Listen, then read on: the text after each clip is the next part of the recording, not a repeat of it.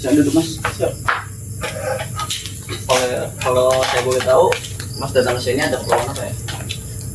Saya kesini tuh ada tugas dari kampus untuk mewawancarai sebuah PT atau perusahaan atau tempat usaha. Boleh mas. Apa aja yang mau ditanya?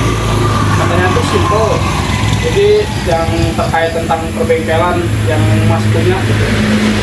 Jadi saya tentang apa gitu tentang perbengkelan itu.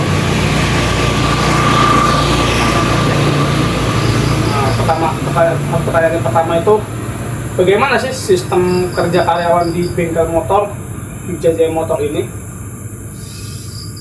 Sebenarnya ya nggak gimana-gimana sih ya mas ya.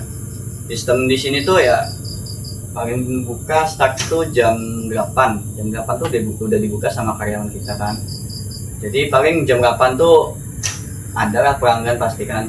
Jadi sistem di sini tuh kalau ada pelanggan ya karyawan langsung kerjain kan apa aja yang ada pelanggan yang harus dibenerin kan. Kalau nggak ada pelanggan ya santai aja duduk ngopi kan, ada rokok juga. Pertanyaan kedua ya, pertanyaan itu bagaimana bentuk penerapan prinsip bisnis modern di bengkel ini? Itu udah dijelasin ya mas ya.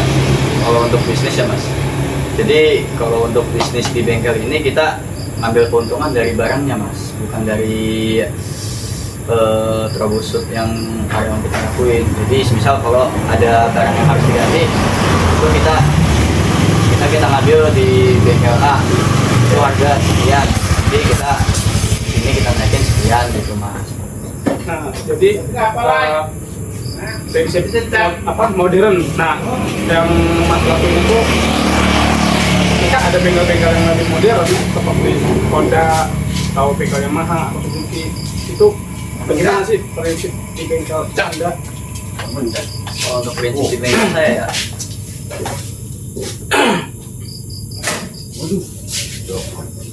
yang penting kualitas sih mas ya. Kalau untuk ya sama sih seperti di bengkel lainnya mas, bengkel lain juga ya prioritas yang pasti yang kualitas ya. Jadi nanti kita tanya dulu nih ke pelanggan nih, harus ganti A ya kan. Nah mau yang biasa atau yang bagus kalian kan. Jadi ya saya saranin sih yang bagus pak, misalkan ya saya saranin sih yang bagus karena ini karena itu. Jadi Oke, lanjut ke pertanyaan yang ketiga ya. Bagaimana sih pemilik usaha memotivasi karyawan tetap produktif dalam bekerja? yang penting kedisiplinan waktu sih mas. Saya sering kasih tahu juga ke karyawan saya untuk ya sampai di sini sebelum waktunya gitu lah. Jadi kesadaran diri mereka aja sih tentang kedisiplinan waktu, sama ya yang paling penting basic semua orang tuh troubleshooting mas. Ya. Nah, jadi kalau kayak ada karyawan atau anak itu tanggapan dari pemilik usaha itu gimana?